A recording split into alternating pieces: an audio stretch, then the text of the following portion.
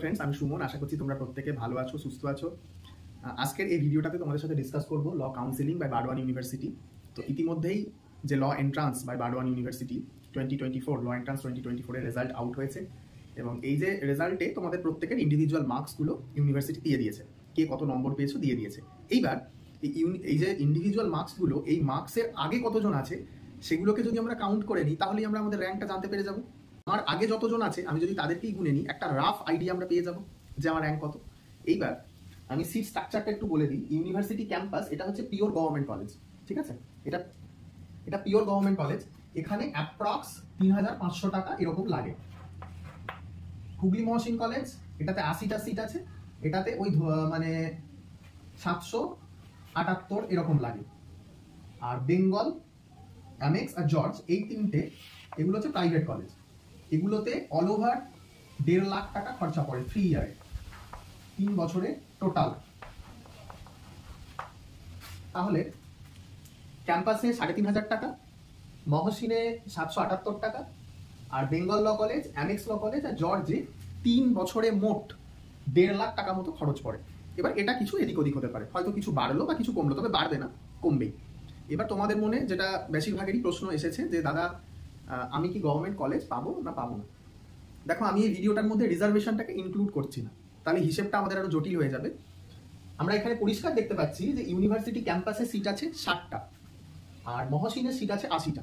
তাহলে 80 plus 60, 140টা seat আছে, যেটা হচ্ছে গভর্নমেন্ট কলেজের সিট। 140টা সিট আছে যেটা আছে গভর্নমেন্টের সিট।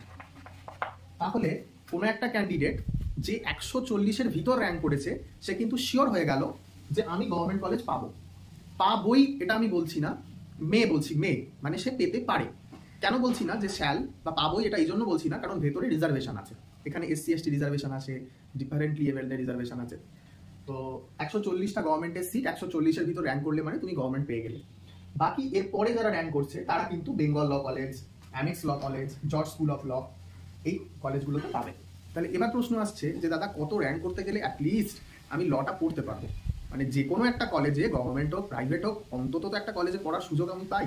160-এর ভেতরে যারা র্যাঙ্ক করছে, দেখো আমি সব অ্যাড করেছি, 60টা সিট, 80টা সিট, 80টা সিট, 120টা সিট, 120টা সিট, এগুলোকে সব অ্যাড করে টোটাল 460টা সিট।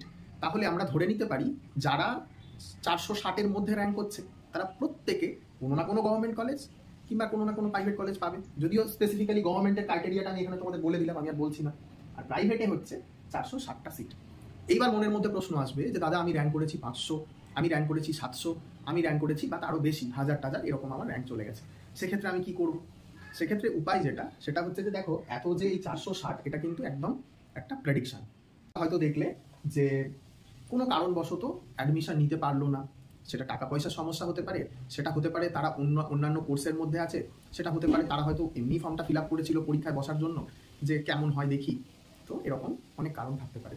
তো সেই যে সিটগুলো খালি যাবে, সেই খালি সিটগুলোতে অনেকেই অ্যাডমিশন কিন্তু তোমরা পেতে পারো। কনফার্ম কারা কারা পাবে সেটা কিন্তু আমি একটু আগেই বুঝিয়েছি, গভর্নমেন্টের আর প্রাইভেটে। তো পেতে পারো। ধরো আমি ফার্স্ট কাউন্সিলিংয়ে পেলাম না, তাহলে তুমি যদি ফার্স্ট কাউন্সিলিংয়ে না পাও, সেকেন্ড কাউন্সিলিংয়ে ট্রাই করবে, সেকেন্ড কাউন্সিলিংয়ে না পেলে থার্ড কাউন্সিলিংয়ে ট্রাই করবে। ধরো দেখা গেল তুমি 3টে কাউন্সিলিংয়েই পেলে না, সেক্ষেত্রে তোমাকে আবার প্রিপারেশন নিতে হবে।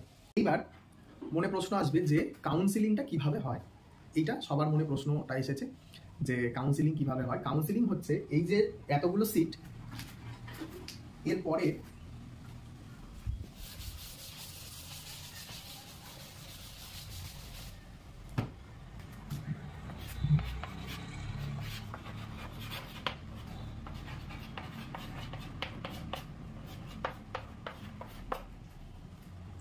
এই যে তোমাদের মার্কসের যে লিস্ট ইউনিভার্সিটি দিল না, কে কত মার্কস পেয়েছো, এর 15 দিনের ভেতরে বেরোবে তোমাদের মেরিট লিস্ট।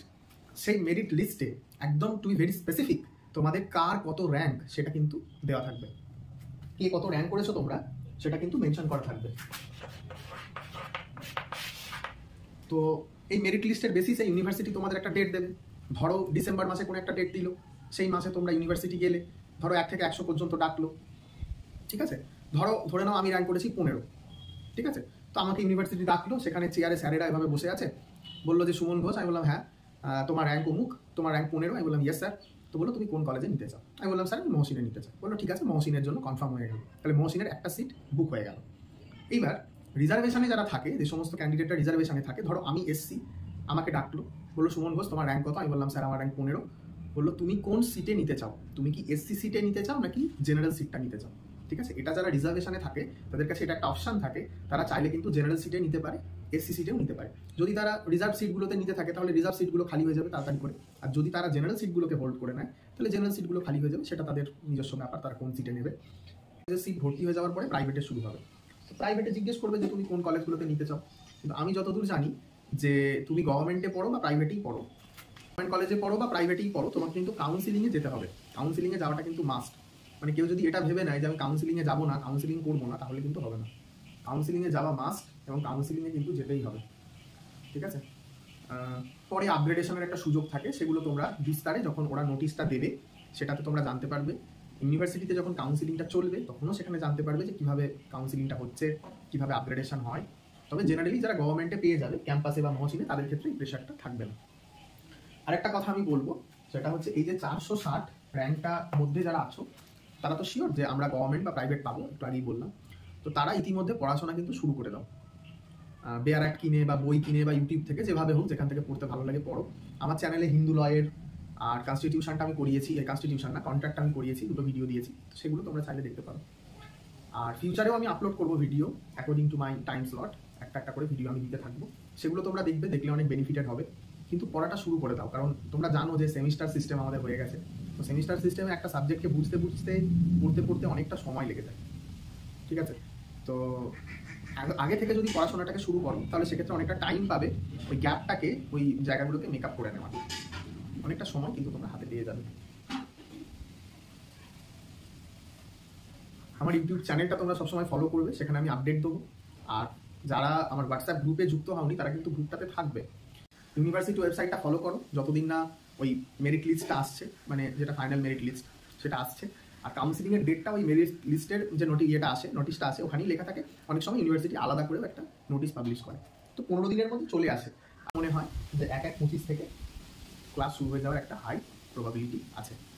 তো তাহলে এই ভিডিওটাতে তোমাদের সাথে ল কাউন্সিলিং, কীভাবে মেরিট লিস্টটা প্রিপেয়ার হয়, কীভাবে কাউন্সিলিংয়ে ডাকে, কাউন্সিলিংয়ে ওখানে যাওয়ার পরে কী হয়, সেগুলো কিন্তু আমি ওভারঅল ডিসকাস করে দিলাম। তাহলে এখন যার র্যাঙ্ক হচ্ছে 500 বা 500-র পরে, সে যদি সারাদিন চিন্তা করতে থাকে যে আদেও আমি কোনো কলেজে পাবো না, সেটা চিন্তা করাটা ভুল হবে। কারণ তুমি কাউন্সিলিংয়ে যাবে, তোমার আগে যে 460 জন রয়েছে তারা কোন কলেজে নেবে কোন কলেজে নেবে না সেটা তো তারা ঠিক করবে। বা তোমার র্যাঙ্ক 1000, তুমি পরে পাবে কি পাবে না সেটা তো টাইম, মানে ইটস ডিপেন্ড অন টাইম, সময়ে সেটা ডিপেন্ড করবে যে তুমি পাবে না। তার আগে তো অ্যাটলিস্ট কাউন্সিলিংগুলো সব পরপর হোক, কাউন্সিলিংয়ে কেমন ছেলেমেয়েরা যাচ্ছে, সবাই কাউন্সিলিং অ্যাটেন্ড করছে কি না, এগুলো অনেক ব্যাপার থাকে। হ্যাঁ, তো অনেকে আছে অন্যান্য ইউনিভার্সিটিগুলোতে অ্যাডমিশন নিয়েছে, এখানে পরীক্ষা দেরি হয়েছে বলে, তো এরকম অনেক বিষয় সামনে আসতে পারে। তো ফিউচারে আপডেট পেতে আমার ইউটিউবে আর আমার হোয়াটসঅ্যাপ চ্যানেলটাতে তোমরা থাকো। তো মনের মধ্যে যদি কোনো প্রশ্ন অ্যারাইজ করে তাহলে আমার ইউটিউবের যে কমেন্টের জায়গাটা আছে সেখানে লিখবে। সে হোয়াটসঅ্যাপ গ্রুপটাতে অবশ্যই জয়েন থাকবে, আর সোশ্যাল মিডিয়াতে চাইলে আমাকে ফলো করতে পারবে। তো thank you friends for watching me.